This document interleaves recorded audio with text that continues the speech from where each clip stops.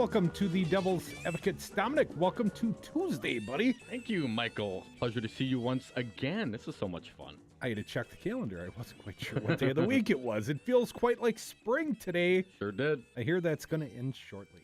Unfortunately. There was a little cloud hanging over Madison on the way in today with all the rain. A little cloud. There's been a little cloud hanging over the Wisconsin's WEDC board here in the state of Wisconsin, Dominic. Governor Scott Walker named Reed Hall chief executive of the WEDC today. Reed Hall was the retired director of Marshfield Clinics, and Reed replaces the former head, Paul Jaden. And I dug out some of the old stories, Dominic, because let's not forget. Let's rehash. The WEDC. Back in December, the Journal Sentinel reported on this issue. Schenck SC came up with a audit of the WEDC's books. It was the first full inclusive financial statements to come before the board of the WEDC in the nearly 18-month existence of the organization. That's an $85 million organization, Dominic. 85 million, 18 months in, first time anybody looked at the books. They got around to looking at the books. Missing safeguards, staff turnover, shoddy bookkeeping within the state's flagship jobs agency led to delinquent loans going uncollected, financial deals being misstated or unrecorded, and credit card and other transactions getting no checks for fraud or errors outside auditors have found. The nonpartisan Legislative Audit Bureau will have its own separate report coming out this spring. But let's again talk about the WEDC.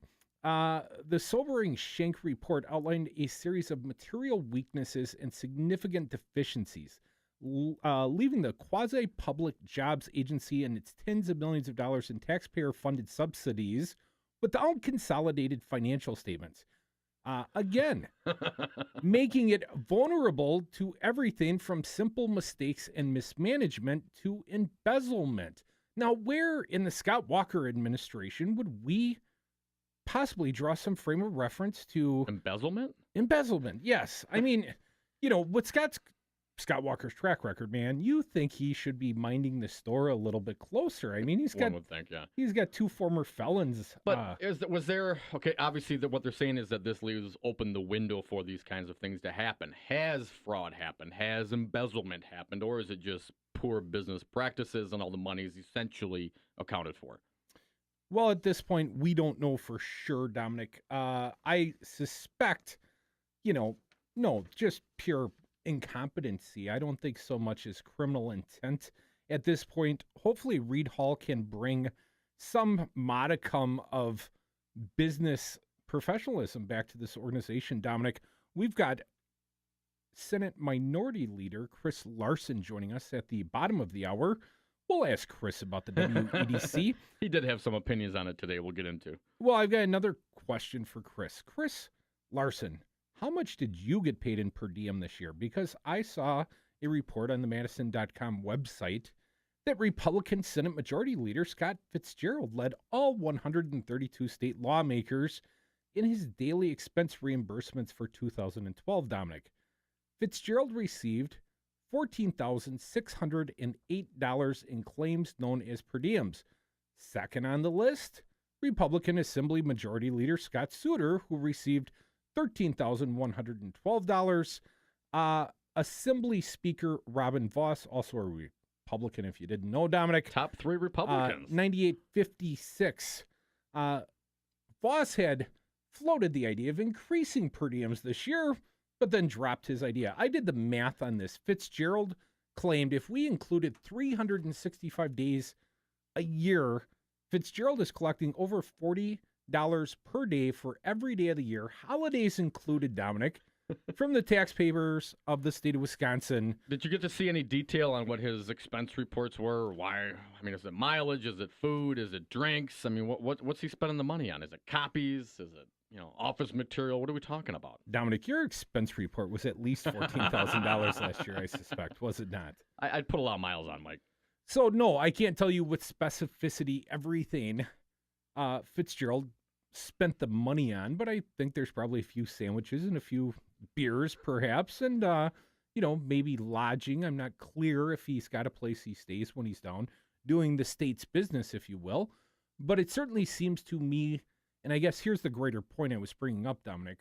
When you take a base salary of somewhere around $50,000, and then you jack in expenses, and then you jack in, well, expense reimbursement is not really income. I mean, it's reimbursement for money spent to promote whatever it is that you're doing. I mean, buddy, you can eat at McDonald's or you can eat at Red Lobster or Fitzgerald's every night.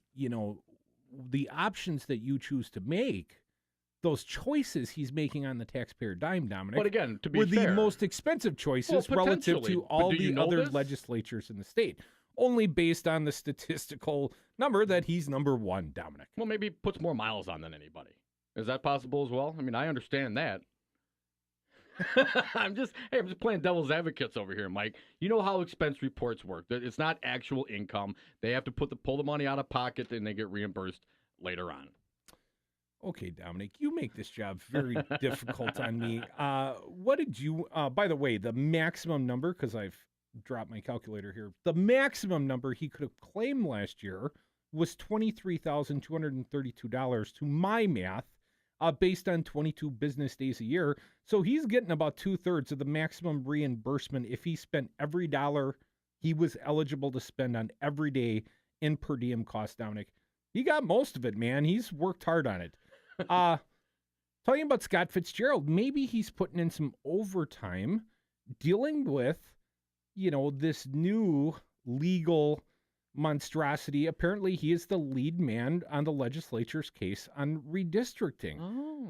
The Republicans approved hiring White, Hirschbach, and Dudek just 3 days after plaintiffs in the case subpoenaed officials.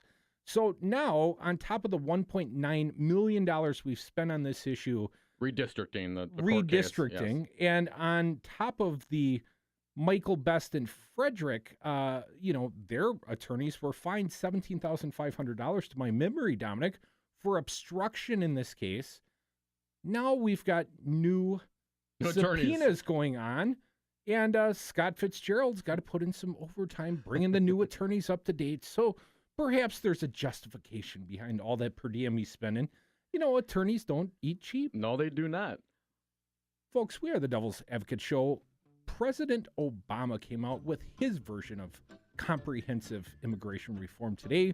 We're going to talk about that after the break. We got Chris Larson coming up at 4:30. Hope you stick around and join us at 321-0921. Like when you said you felt so happy you could die.